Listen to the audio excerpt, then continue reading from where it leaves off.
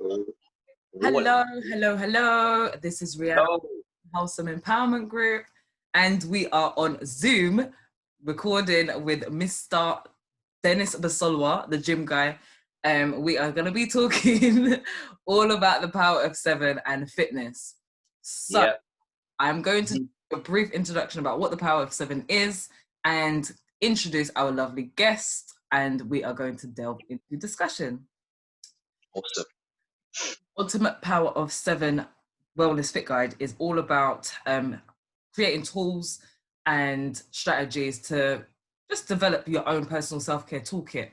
Now, I find that people have been really, really struggling with actually adhering to their own self-care toolkits and actually just looking after themselves. So I've developed something for myself because I noticed I did it myself. In all honesty, I put my hands up. And I felt it was something that would be really nice to share with other people because I know a lot of us have been struggling.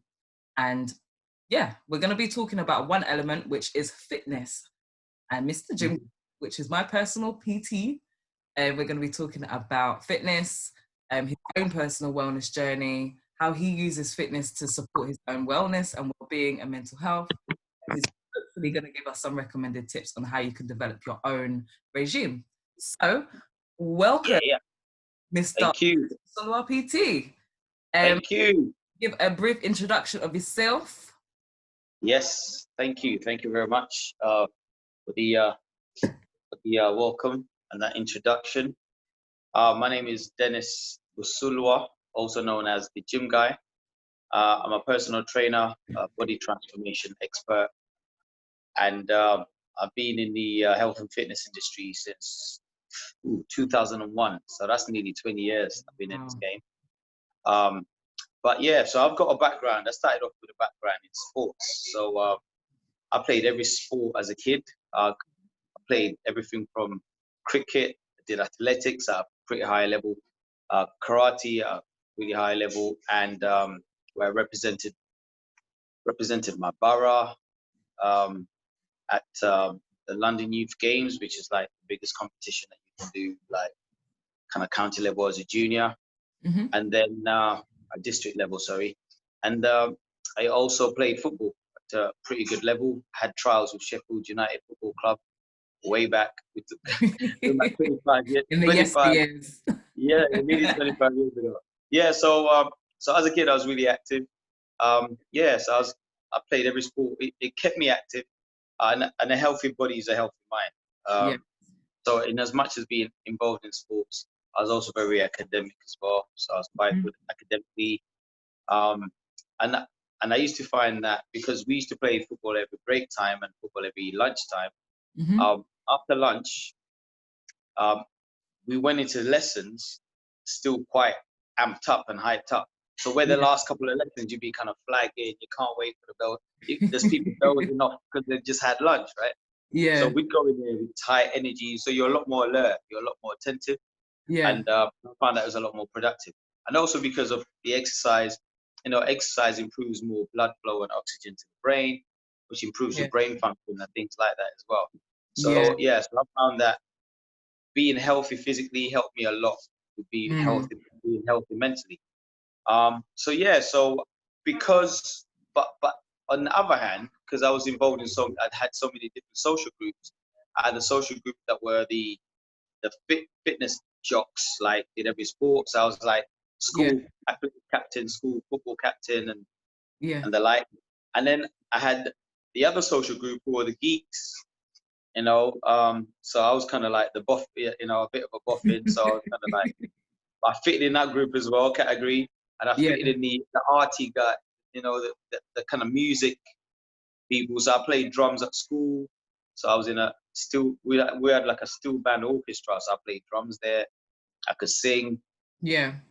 So when it came to the arty guys up there as well, I was pretty good at art as well. So I had so many different social groups. So not all my friends were sporty, not all of them were athletic. And one of my best friends growing up was a kid, was a chubby kid called Alex. And because he was overweight, he automatically just wanted to play in goal because he wasn't mobile enough to run around on the pitch. Yeah. So what I did one summer is, because I was a striker and he was a goalkeeper, wanted to be a goalkeeper, is every day during the summer we went to South Park in Ilford Mm-hmm. to play football. So we'd set up our bags and he'd be in goal, and I'd be taking shots at him, and and Mm. in one summer he went from being this overweight kid that was really lacking in confidence, wanted to play in goal but wasn't good enough, to getting a lot fitter, where he actually became the school football a goalkeeper, school football team goalie. So and also PE, I noticed, where, because I was so keen at PE and so good at it, teachers used to tell me to kind of organize. Yeah, Dennis, go organize the other kids, the other students, get them to do this, get them to do that. And Yeah. yeah, there'll be kids coming in like every PE lesson with a with a note from their parents saying they work well and this, that, and the other. But Yeah. it wasn't a case where they weren't able to take. They were just lacking in confidence. They had a lack of body confidence, Yeah. and the PE teachers just didn't have either the time or the skill to be able to kind of involve them as well. Mm. So yeah, so when I became so the way that I fell into fitness, because I wanted to be a professional athlete as a kid, and I thought, okay, if that doesn't work out, um, I want to go to uni and and do. I wanted to study medicine. Actually, I didn't even want to study. I didn't want. I never set out to be a TP. I tried Yeah. it. I set out to study medicine. So me and you went to the same. So I went to Bill Sixth Form, Yeah. your old high school, Yeah. Yeah. and I did the A levels in biology, chemistry, and physics. I don't know what I was thinking. Don't know Yeah. what. Picking Gosh. three of the hardest A levels you could ever do: physics, chemistry, and biology. Gosh. So after about 6 months or a year of doing it, I was like, nah, I don't think I'm gonna do Wasn't really feeling well. it. Yeah. But yeah, and it was just a case where it sounded like a good idea at the time. Yeah. It looked like a good idea at the time, and I was really good at science. So I thought they're all sciences, so they'll all be quite interconnected, so it'd be easy. Yeah. But yeah, after about 6 months, I was like, you know what? I'm not. Yeah, it's gonna take a lot more work. I'm just not passionate enough about it like I thought I would be, and I guess I Yeah. just didn't have the support system around, because all the kids that were in school they were having tuition from like year Yeah. 7, like on Saturdays, so they were kind of. So yeah, so I Hey. started looking for like a plan B straight away. Mm. So because I'm quite stubborn, so once I've started something, I want to finish it. I will not quit. So I remember sitting in the head of sixth form's office, and she was like, "Yeah, but the way things look, you're not really gonna get good grades. So you're probably Yeah. better off, dropping out and getting a." I was like, "Nah, I've started, so I'm gonna finish." So Yeah. what she was trying to do, I realized what she was trying to do now. She was trying to save this. She was looking at the stats of the sixth form, Mm. So I was just a stat. So she was like, if he doesn't get really good grades, it's gonna look bad on the on the stat scores for the Yeah. sixth form. But I was Yeah. like, listen, I've started this thing, so I'm gonna finish it. So Yeah. eventually, I finished sixth form. Didn't get very good grades, but I got an offer. I got an unconditional offer from London Met University. So Hey. I'd opted to study physiotherapy if I didn't get Yeah. medicine. Yeah. But they didn't offer me physiotherapy, but they offered me sports performance therapy. Yeah. Um, when I got my offer letter, I was like, oh, okay, sports performance. Why didn't I think of that? Yeah. Sports and science, like that's even Yeah. better than physio. So why not think of that? So yeah, so I went along. 98, I started uni. I had to do a foundation degree in science and maths before I could start on a course. And Yeah. so yeah, so I went to study to become a sports therapist. Yeah. I never intended to be a personal trainer. So I was studying to become a therapist that was going to be looking after athletes who Yeah. got injured and this, that, and the other. Yeah. And I also wanted to, one of the reasons I did the course is, as an athlete, I wanted to understand as much about my body as possible.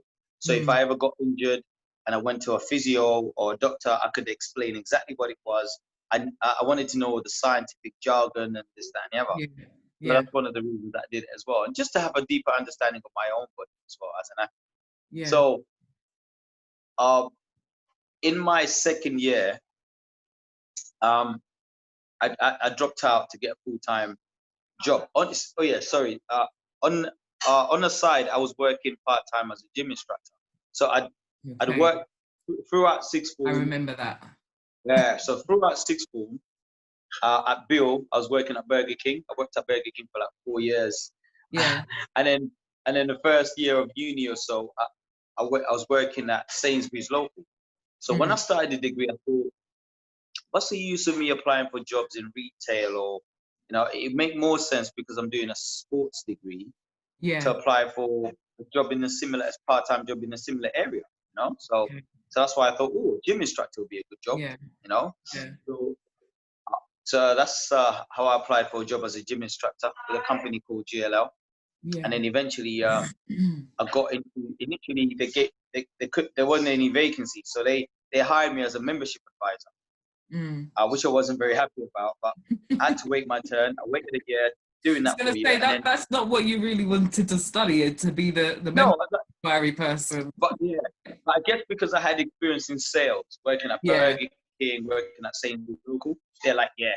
So I did that for a year, just selling memberships, gym memberships, and then as soon as the vacancy for gym instructor came available, I took that up, and I did the course. The course was free. I never paid for my course.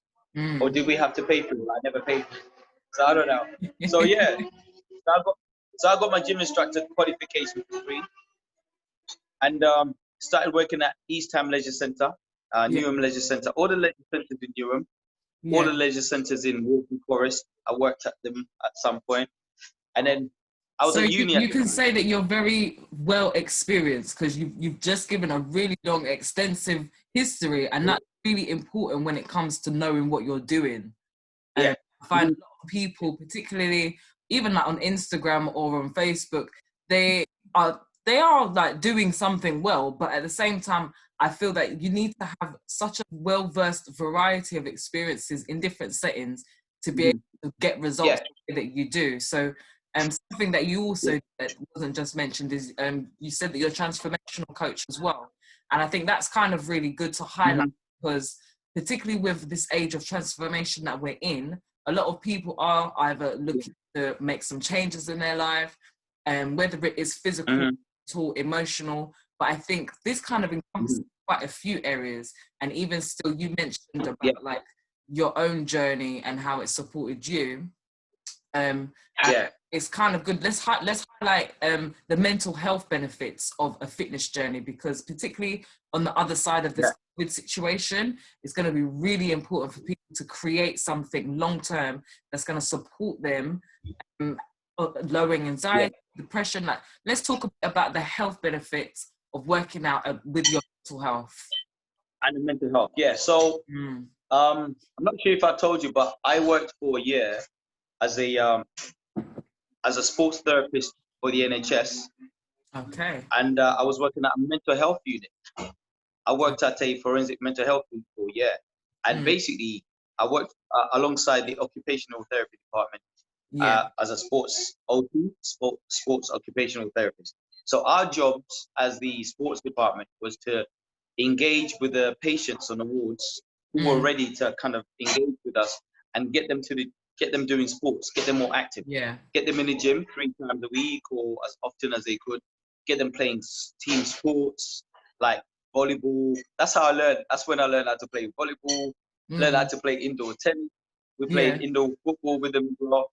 And the one thing, and I tell you what was interesting was, even if some of the patients they might have been playing up on the wards, as soon as they came into a sporting environment, suddenly they were bright, they were running here, running everywhere. Yeah. And one of the reasons as well that they were encouraged to take part in sports is because a lot of them they had um, uh, severe mental health. So because of that, they were medicated. So they were on Mm. quite powerful medication, which caused them to become sedentary, Yeah.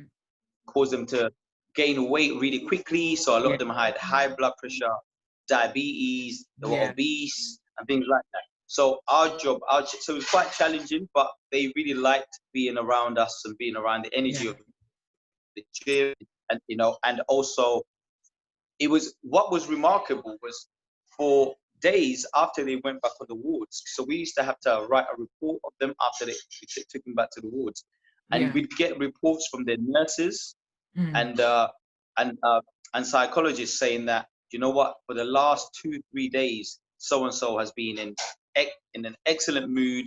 They've been really good around the world. Yes, since they came back from doing sports. So you know what? Could you take them again? Could you take them more? So basically, what fitness does, exercising helps to release endorphins into the bloodstream. You know, it helps to circulate blood around the body, blood towards the brain, and gives you a great sense of achievement, a really good feeling, really feel good factor, which kind of has a knock-on effect on other parts of your body as well. And other parts of your life as well. And other parts of your life and relationships, work. And these were patients that had like severe mental health problems. And exercise. And when you say was severe, great. what kind of things are you talking about? Like schizophrenia, bipolar, those kind so we're talking about so we're talking about paranoid schizophrenia, drug-induced psychosis, bipolar disorder, borderline personality disorder, and this, that, and the other. And these guys just became someone like after sports, just like, bro, you're normal. Like, why are you playing up on the ward? You're okay. So it was something, and it's something that they really needed. It gave them that release, you know, that emotional release, that physical release, so that for days and hours after, they were fine. They were in a much better headspace. So for me personally, in my physical, in my own journey, I found that, because I did martial arts, karate, football, athletics, I found that I never got in fights. I never got into trouble as a kid because I had this physical release and this emotional release from doing these sports. So in school, my teachers were like, wow, I wish we had 100 of him. Like, they used to tell my mom, apparently, you know, I wish we had 100 Dennises. And I was like, mommy, hear that? You know? And like a typical African parent, she'd be like, yeah, it's really good, but, you know, you can do better, you know? It's like, of course. Well, there's always room for improvement. So what more can I do here? But so I found that for me, sports gave me an avenue to really express myself, and an avenue to channel any aggression that I might have had, any anxiety that I might have had, and because of that, I was a lot more emotionally grounded. You know, there's people that have known me 25 years. They're like, D, I've never known you to lose your temper once. Like, you know, but that's because I always had that. I always had that kind of escape, or that way to kind of channel anything that might have been kind of bugging me as well. But it also taught me a lot of resilience, and this is what fitness and sports does. Because when you're training, there's times when you're training. Yeah, you will know this as well. There's times when you're training, you're pushing yourself, and you're thinking, "Oh my gosh, I'm gonna die." Die. Literally, this was me last week, Dennis. Like, see how you've been doing the lives in the morning and in the evening. I joined both, so I done all 10 of them last week, and I was like, "Oh my god, body shut down." Exactly. So, but because you're able to, you're constantly challenging yourself and coming up against this challenge. But because you're able to push through and you break through, you get that breakthrough. It builds so much mental and emotional resilience. So you're like, if I can go into this situation where I'm scared, like, you know, before you start a workout, you're a little bit nervous. Like, oh, you know, if I can get through that, if I can push through that and get through, and feel great afterwards, what else in my life that I'm putting off or that's challenging can I, you know, what else can I, you know, what can defeat? Now, if I can get through this, listen, if you can do 10 hit sessions a week, Rhyana, what else out there can you not do? This is a form of positive risk-taking, and I find it really important for people to take small incremental risks, because that, like you said, it builds resilience, it builds confidence, it builds esteem, and you're able to have a better image of yourself as well, because you've developed some achievements, so you've got that essence that, okay, I can actually do it, I've got faith in my skills, my abilities, and you know, that in itself is a way that you can manage your mental health, because you're managing your own expectations of life as well. That's it. And also you didn't do those 10 sessions straight off. You gave it a few weeks. It was a build up. Exactly. Started with 3 sessions a week in the evening, and then I found that I kept missing them, so I had to switch up the regime. So I started then in the morning, and I was able to do sessions a week. Then I built up to 5 sessions a week. Then I was like, okay, it's getting easier now. Let me try and do both sessions. And that's where I really pushed myself. Yeah, Again, I felt really that's it. proud of myself that I was able to complete them because you've pushed your body. That's it. I can see the changes, I can see the Hmm. difference, and I can see the That's different it. fitness levels as well. So again, Hmm. it's so important to highlight how mental health can be impacted. And even just touching on what I said about self-image, particularly where your body transformation, Yeah. tell me a bit about that world, because I can imagine the mental health Right. aspect can be quite a spectrum in that world. Yeah. So tell me a bit Yeah. about the transformation side of things, mental health, fitness, and Yeah. positive self-image.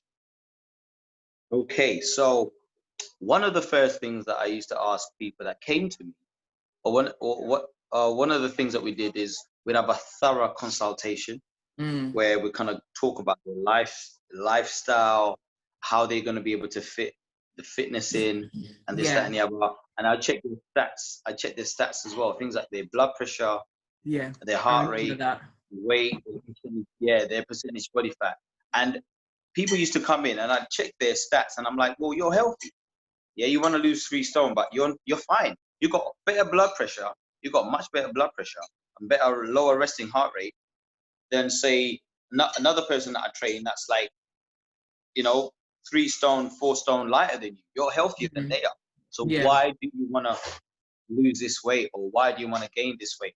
So everything was about, we asked, trying to establish a motive, a reason, yeah, the why. I know you want to do this, but why do you want to do it? Okay. And upon finding out why, I was then in a position where I could kind of motivate them better yeah, or and advise continue to better. remind them. Yeah, continue to remind them as to why. When things got tough, and when things will get tough, is to kind of keep reminding them of why they're doing that. Yeah, And also setting that end goal.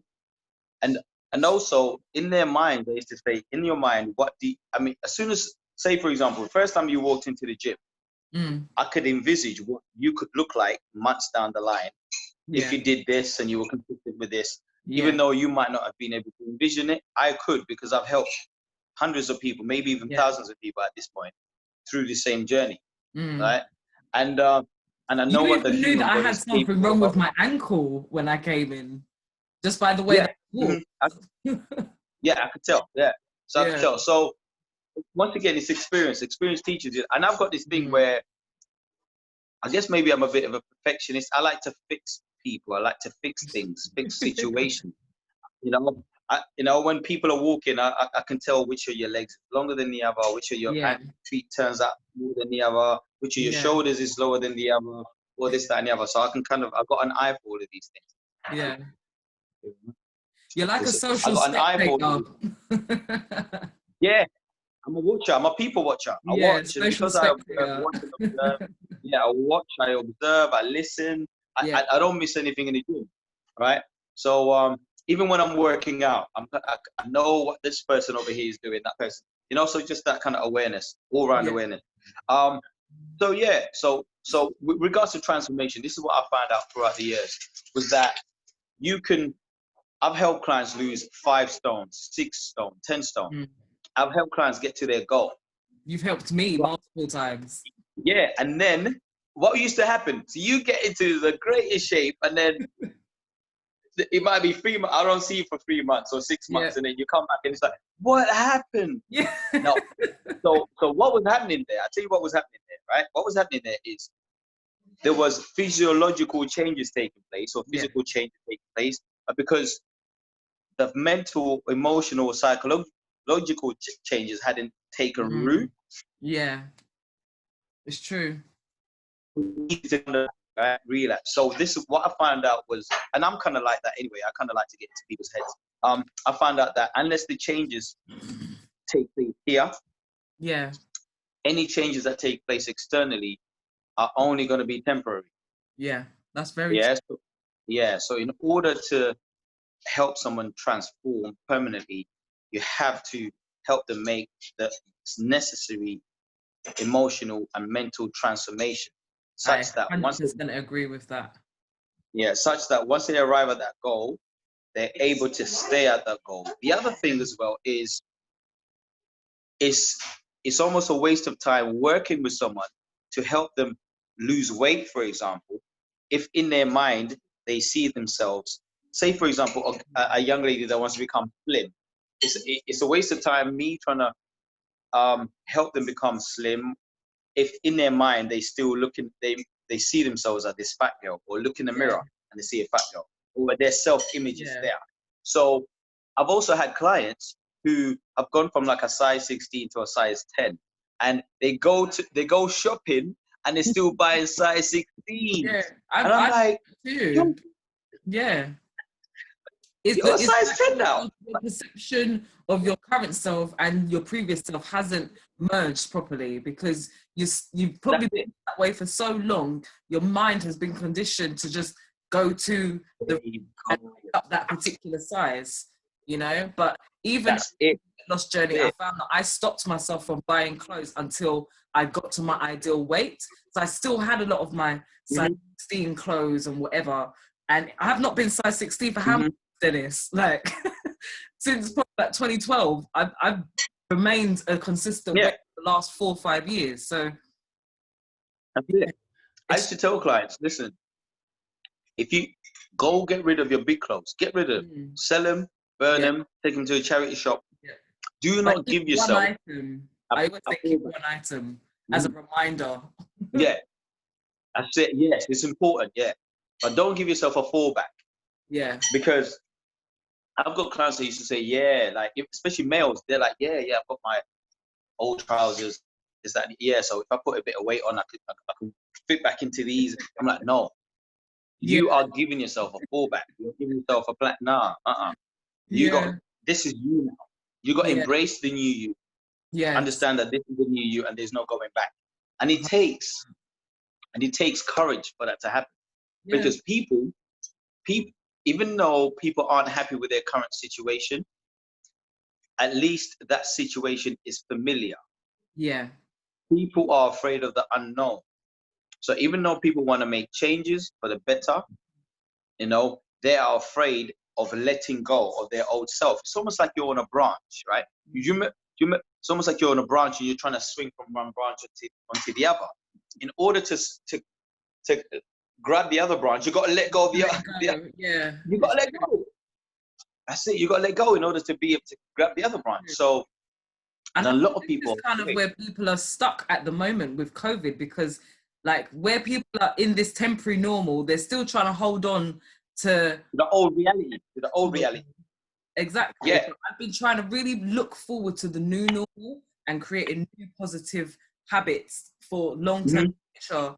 And I think that's where I was trying to embed in the Power of 7 guide, that trying to live in this temporary normal, this is what it is for now, but getting away from the idea of going back to how things were, it's not going to work, you know? There are some aspects that you may be able to bring into the future, but it's not the same as it was, and we've got to look to a new normal. That's it. And also trusting yourself that whatever the new normal is, I'm going to be okay. I'm going to be able to handle it. I'm going to be able to function in this new normal state. And not just function, I'm going to be able to excel, or just, you know, and thrive, thrive in the new normal. So, and it comes with self-belief and just having that belief. And so for me, I guess going through certain challenges and going through so many failures, but having a deep sense of my identity or who I am, knowing that success or failure doesn't define who I am, because I got a deep sense of who I am anyway. So whether I'm failing or I'm succeeding, if I'm failing, I don't suddenly become Dennis this loser. Or if I'm succeeding, I don't suddenly become, because I am still, I know who I am. So whether I'm failing, I'm cool. I'm all right. I know that it's temporary. If I'm winning, I'm okay. I'm not getting carried away, because yes, I'm still who I am. And you know, there might come times, not saying that I'm expecting loss, but I'm like, I'm winning, which is great. I'm gonna embrace it. I'm gonna celebrate it, and keep winning. But if I do have a failure, it's fine. And I'm gonna look for the silver lining, or look for the lesson in that failure. I'm gonna embrace it. You know, I'm not gonna and look for what it is that what got me to this point, and what lesson is it that I need to learn before I can then, you know. So I don't take So when I don't take it as failures. Like we don't take L's. We take lessons. Yeah, we Yeah. don't take L's. I've always been saying it's not a loss, it's a lesson. Here you go. They're not losses. They're lessons. You know, so it's that. And that's kind of, and it's a deliberate. See, for me, it's a deliberate mindset. And this is the thing about mindset. It's got to be deliberate. Yeah. And a lot of times people are like, "Bro, you're crazy." Like, a while ago I had to close my studio down. I closed my business down.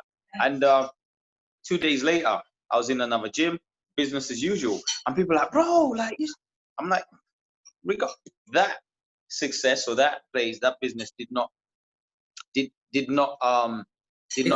who I am. Yeah, it served its purpose and didn't define who I am. And this is a new opportunity. And I'm gonna learn whatever lessons I needed to learn from that previous experience, bring those into the new experience, embrace this experience, grow as much as I can in this experience, and then onto the next experience. And I think who said it? I think it's Buddha that said that the biggest cause of suffering in this world is attachment. Yeah. Whether it's emotional attachment, physical attachment, financial attachment, that's the biggest cause of suffering. So in my life, I try as much as possible not to get attached or allow certain things to define who I am. So and having that deep sense of identity on who you are. And I think this is what I encourage everyone to. I've done this with clients. I've counseled clients, and eventually they've changed careers, they've changed relationships, they've changed. It's crazy, just kind of finding out. Okay, cool. What is it that you like, or what do you do at the moment? Do you enjoy it? Okay, great, brilliant. Or do you? If they say no, what is it that you'd rather be doing? What's the one thing that you could get up and do every single day and never get tired of it and never get bored? For free. So see if you can do that. That's how you create habits and steps, because trying things is how you open yourself up to, I keep saying, the fruits of love, because that's exactly what it is.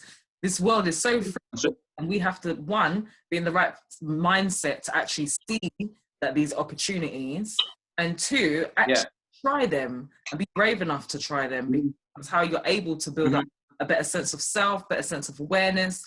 And particularly with this guide, I try to a step-by-step process, so that way it's not overwhelming, because it does take a while to form a habit, so trust me. In your field of fitness, I can imagine how much guidance and support you give clients. I know how much I've received from you. And so tell us a little bit about habit forming and any tips that you can give people. Right. Now, they say that it takes 3 weeks to form a habit, 21 days, between 21 days to 30 days to form a habit. And it's about consistency for me. In Fitness First, we used to say, there's a saying in the fitness industry that says, motivation gets you started, habit keeps you going. And the only way you can build a habit is by consistently doing something. So I've been running these Instagram and Facebook lives for the last 10 weeks. Yes. Right? And hands up, clapping for you there, because it's been absolutely amazing. But carry on.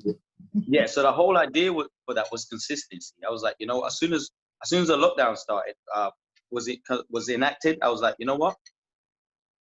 I know exactly what I'm going to do. I'm going to start doing lives. There's an opportunity. I looked at it as an opportunity for me to do things that I haven't had a chance to do, because I've been busy doing other things. So I thought, I'm going to start shooting lives every day, first thing in the morning for the kids. Have something to do, but the parents can join in, and in the evenings as well for the adults mainly. And I'm going to do that Monday to Friday without fail. Monday to Friday. And you've been doing it without fail until it becomes people's habit. So now, because I'm there every day, and people know that, you know what, at this time Dennis is on. It's helping them kind of like they log on. They just automatically. There's times when I'm 3-4 minutes late and I'm there, and people are waiting. People are messaging me. They're messaging me. Is it on today? Is it on today? I'm like, great. So sometimes people need encouragement to form those habits. Yeah.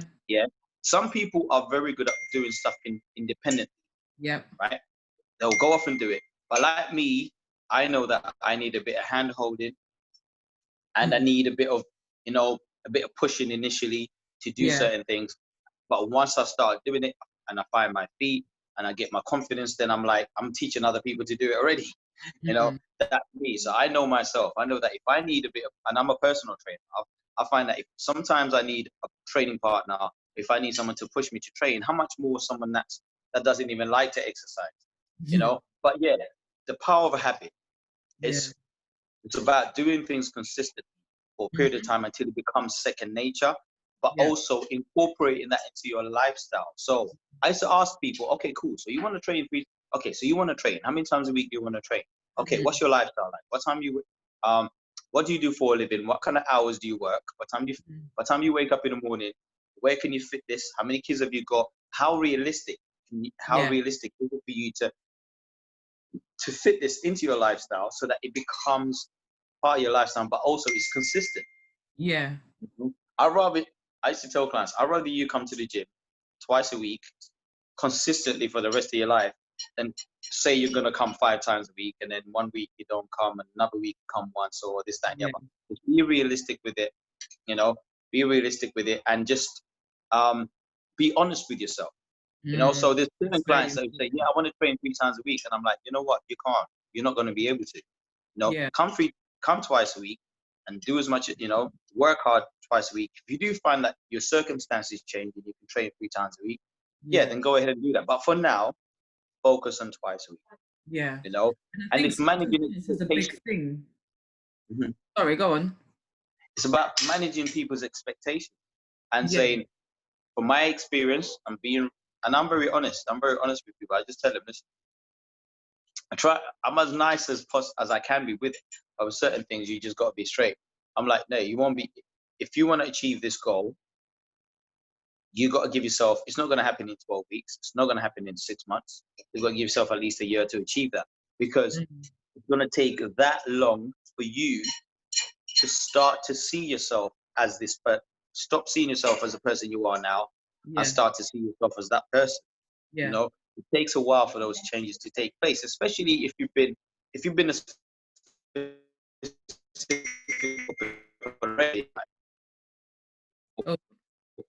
Connection's gone a bit. Still there? Yeah, he's a little bit funny. Yeah, he's a little. There you go. Yeah, I'm still here. Can you hear me? Yeah, there.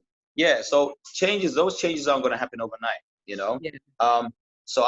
So I encourage people to be realistic in their goals and also their fitness habits, so that they can sustain it and maintain it. Because if you aim too high and then you can't achieve it, you feel disappointed, and then you don't want to come.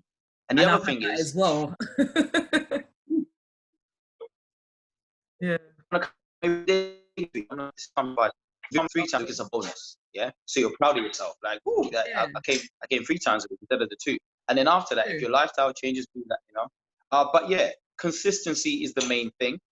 And it's fitting around your lifestyle. I used to tell people, you need to tell your friends, you need to tell your family, you need to tell your kids, you need to tell your partner that between such and such a time and such a time on such and such a day, you can't reach me because this is what I'm doing. This is my new life, part of my new life. So I've got clients where they know, people that know them know that Monday, Wednesday, Friday, between say 7 o'clock and 8:30, gym. They do gym. That's their thing. See, even when we was going to the gym as well, like when you was having your classes in the evening, 8 o'clock till 9, I knew that I'm gonna be there. Everyone that knew me, that that I'm part of the gym group family, was there, knowing that don't phone me, don't call me, working out, I'm busy, And I think when you're able to actually psychologically slot that time in for yourself and say, this is my time, like even if it's like my form of me time, is exercise time, away from the house, away from everyone, but actually psychologically slotting that time in, you're able to then create that habit forming process with you, because long term it's something that is needed to sustain. I think a lot of it is to do with willpower as well, because I find myself a lot of the time. I could say, yeah, I really want to work out, but I don't have the will to right now. Yeah. But That's where, and that's where training partners come in, or yeah, people like myself, kind of, you know, sending you a message or dropping you a call saying, listen, just come. You better be there. Da, da, da. And you're like, no, all right, then I'll come. yeah, it's You know, and true. then you get there, and then you have a great time. You're like, oh, I'm so glad I came. Yeah, I'm Exactly, definitely coming tomorrow. So it's exactly. that, just momentum. A lot of times, what you need is momentum. Yeah, Momentum is such a powerful thing when it comes to habit building. yeah, You know, you do something often enough, you kind of build up momentum, and then after that, it's a lot more difficult to be, you know, to stop for you to get stopped. But yeah. sometimes you need that push to build momentum. You know, like Mhm. when your car's broken down and you want to kickstart it. But yeah, sometimes you need people to push it, Yeah, right? it's To give it true. the momentum, and then after that, yeah, it can run on its own. You It's know, so true. sometimes that's what we need, and don't feel guilty for needing that. It's true. So something So, else I wanted to pick up on and just touch on before we wrap up is I noticed mhm, that all of your lives that you've been doing are practically mhm, equipment free. And I think that's another thing that has been a preventative measure for a lot of people because they think that they have to yeah, go to the gym, they have to have all this equipment in order to work out. And that really isn't the case. And I like the fact how mhm, you incorporated just everyday household items into your yeah, workout that anyone can do. You could even do it in the park. mhm, You've had a few people in your lives doing it in the park, yeah, mhm, branches that are available. So tell me some maybe yeah. 5 recommended workouts that you would part of your own go-to, so to speak. Your 5 workouts that you Okay, for people without all equipment. right. So, okay, recommended workouts with that equipment. Jumping jacks are great.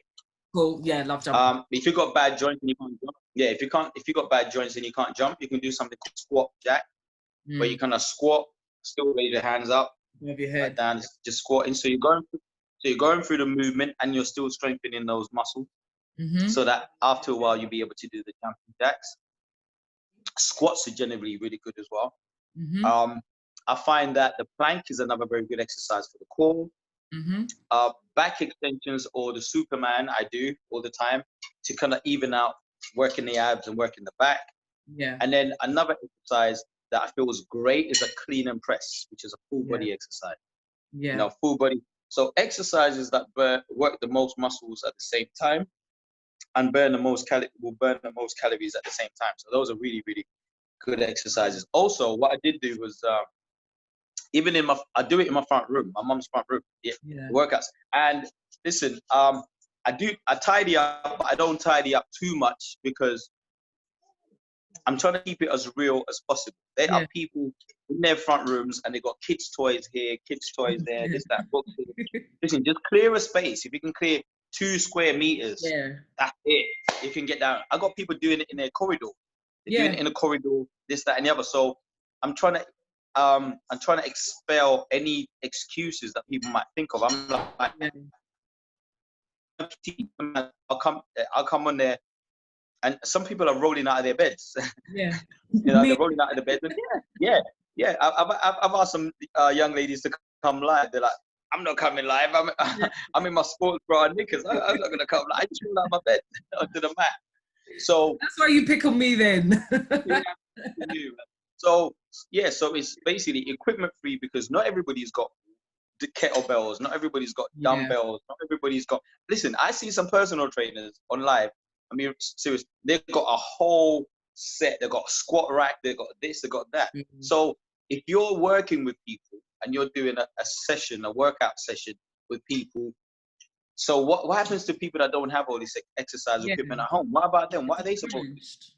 What are they supposed to do? So I was like, you know what?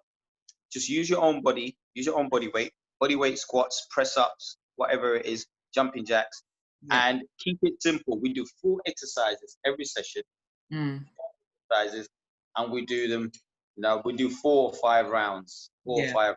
and we do them for a minute. We don't do them for 30 seconds, because a lot of times 30 seconds, as soon as you get going and get the hang of what you're doing, you got to stop it, you know? Yeah. So it's a minute for you to really get into the groove, really get into that zone Yeah. before we take a 30-second break, and then we go and And then we go on to the next exercise. The other thing is soundtrack, music. I love to use music. I use Afro house because I feel that it's got a great energy to it, great vibe. I like the beat, and I like to train to the beat as best as possible, so that beat kind of pushes you and drives you. So it's quite important to have a nice, good soundtrack with a nice driving beat to kind of push you when you're kind of feeling, feeling tired. Sometimes people get so gassed with the music, they forget. They're like, oh, we got to take a break now. Yeah, so you get carried away with music. So it's important to kind of get that distraction, you know, while you're working out, or something to focus on as well, something to kind of focus on. Focus your eyes on while you're working. It's quite important. But yeah, so those are the main things. But it's also keeping the exercises simple. You won't see me do fancy exercises for the gram or that you see on the gram. I'll keep it simple but effective. Where my mum joins the live. My mum joins the live sometimes twice a day. She's 60 years old. She's got bad joints, but she joins the live because I keep the exercises simple and effective. And I give her alternatives, and I give everyone alternatives so they can kind of get involved and get going. I got people on the lives with their kids, as young as 3 or 4 or 5. Some kids 16 years old. So it's about keeping it simple. You're not gonna see fancy. Why? Like, if it's too difficult, people just won't do it. It's very true. This is what I found out. It's very important for everyone to watch this to know that keeping it simple is probably the most important thing. So even you said doing some alternatives to some of the moves, even if it comes down to you're able to do calf raises for a minute, something as simple as that is effective, and it's really important to know that overcomplicating anything, even something like the 7 workouts or the whole guide, it's going to end up being put to the side, so that's it. It's about simple, effective and long-term habit forming that I think is really important. And that's been my experience with working with people, because I learned so much through the consultation. Say for example, someone wants a diet plan. I'm like, okay, cool, what do you eat? Monday to Sunday, breakfast, lunch, dinner. And if we do form like a diet plan, it's geared around what they would normally eat. I will not take them totally away from what they. Listen, there are certain things that people wouldn't eat. I'm like, what do you like eating? What is it that you wouldn't like to eat? And then I explain to them the importance of eating certain things, and just, with certain things you got to kind of reach a compromise. But if the nutritional plan is too detailed or too difficult, people just won't do it. They just won't do it. They'll make excuses or they'll lie. Some people are really on it. Some people are really on it with their nutrition. If they are, then I'll go into a bit more detail with it. If they're not, then I'll just keep it simple. Sometimes I'll tell people, listen, if you didn't change your nutritional habits one bit, if you kept eating the same as you are now, and just started to exercise 3 times a week, you will see changes in your body. If you kept everything how it is, you didn't eat any more, didn't eat any less, just started to move more, start to exercise more, you will see changes in your body. And people are like, wow, really? I'm like, and then after a few weeks, people are like, oh yeah. Because your body is filled with energy, and once the energy is moving, it needs friction. It needs to not be static. From time you're at a point of homeostasis and you're not moving anymore, your body is going to start regressing, in all honesty. Where it starts regressing into shutdown. But But listen, I'm going to wrap up now. Thank you so much for all the positive tips, tools, discussion. There is loads. Like I said, there's so much. But the one thing that I will say is keep it simple. Keep it to things that you like and things that you're likely to do. And this is where being honest with yourself comes in. Keep it simple. Keep it practical to yourself. And keep it fun. It won't always be fun. So I try and get a balance between fun and effectiveness. Some things are fun, but they're not effective. Some things are effective, but they're not fun. But I tell you one thing that is a lot of fun. Achieve results is a lot of fun. Yeah. A what? So achieving results. True. Yeah. That's very That's a true. lot of fun. There's Yeah, that nothing brings us worse than started. not achieving the results. Exactly. Now, I've gotten into arguments with clients or even debates where it's like, what do you want? Do you want to be entertained? Right? Yeah, Do you want to come and get entertained and just have fun every session, or do you want to actually achieve results? yeah, So which is it that you want more? Don't yeah, get me wrong. There are some people that just want an escape and they just want to be entertained. They just want to get away. They have time for themselves. The yeah, results are neither here nor there. They just yeah, want that escape, and I very quickly identify those individuals. yeah, And then there are some people that they just want that result. And yeah, people that are really focused on that result, they'll do whatever you ask them to. yeah. That's true. Yeah, they'll do whatever you ask them to do. But Because people they that know are it's kind gonna of, work. yeah, people that are just there for the fun of Yeah, it and just to pass time, they're the yeah, ones that will come and moan at this and, oh, I don't want to do that. No, I don't like that. I don't like this. But I'm like, well, do you like results? Yeah. that's Okay. the Well, there main you go. thing. That's why This, you're here. That's why you started. That's why you this wanted to be involved in the first place. So, that is uh, it. That is it. And good. that's it really. The other thing that I like to do as well, just like you do, is I like to put as much power into the client or the individual's hands as possible. Yeah. You know, it's important for them to take ownership of the process, but it's Yes. important for them to understand the process. So I do a lot of educating, I do a lot of teaching, a lot of empowering with people, imparting knowledge so With the that they mind. understand what we're doing at any given point in time, why we're doing it, and why Yeah. we're not doing this. So that even when I'm not there, or months and years after I'm there, they still understand what to do and how to do it. Yeah. And because of that, I've had about in the last 8 years, I've got about 10 clients that have gone on to become personal trainers Mm. because they were so inspired by, they came from being novices, not knowing what to do, to where they're Mm. like, oh, wow, I can't believe I can do all of this. Yeah. I actually get it. When you explain it, I get it now, I get it. And they're like, wow, imagine how many other Yeah. people out there don't get it that are like me. And if I can reach those people, then, Yeah. you know, that's what it is. It's about doing it for yourself and then Helping others to do paying it it forward, too. which is exactly what you're doing, B. That's it. Just Paying pay, it forward. you're just paying it forward. That's exactly what you're doing. Oh, that's the thing. From time you learn to heal yourself, to help others to heal too. That's it. That's it. Uh, And that's oh. and that's kind of that's how I got into this, and to kind of show people that, listen, you don't have to be. I'm not Superman. You don't have to be Mhm. genetically gifted in this, that, and the other. You don't have Mhm. to be genetically gifted, as long as you've got that goal and you've got the motivation, you've got the drive, and you've got the right support around Yes. you. Yeah, you can achieve it. You can achieve whatever it is. Thank Yeah. you. So those were some final words from Mr. Dennis Busulwa. Tell us, Dennis, just briefly before the time runs out, where can everyone find you? Okay, so you can reach me on Instagram at the Gym Guy PT. Yeah, Mhm. it's at the Gym Guy PT. You can also reach me on Facebook. Um, I got two pages. My personal page is Dennis Busulwa PT, Spell it B. and my Spell yeah it. Bulwa. Dennis with two N's, and the Yeah. surname is Bravo Uniform Sierra Uniform Lima Whiskey Alpha Yeah. Busulwa PT at the end. Or you can find me at the Gym Guy PT on Facebook as well. The Gym Guy PT. That's my business page in there as well.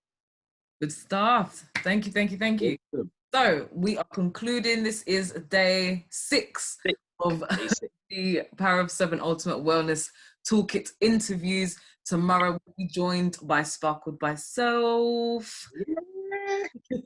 My little And things. yes, we are going to make sure everyone sees this. Gonna put some glitter into your life, a bit of Yes, sparkle add we're some going to sparkle to sparkle. your life. Gonna Fingers sparkle crossed the life. everything goes well. And so thank you, Dennis. I really appreciate it. I'll send you a copy as well. But before I go, can we do a quick picture? Yes, of course. Hopefully it works for me very well. Yeah. Of course. Yeah. Right. Got it? Yeah. Yes, I did. What's it look like? What's it look like? What's it look like? Oh, that's amazing. That's amazing. That's All brilliant. right. Have a good Okay. evening. You Thank you too. again. And I'll speak to you soon. See you at 9 Pleasure. Monday. See you at 9 a.m. on Monday. Monday morning. Yeah? All right. Take care. Take care. Bye. Bye-bye. Bye-bye.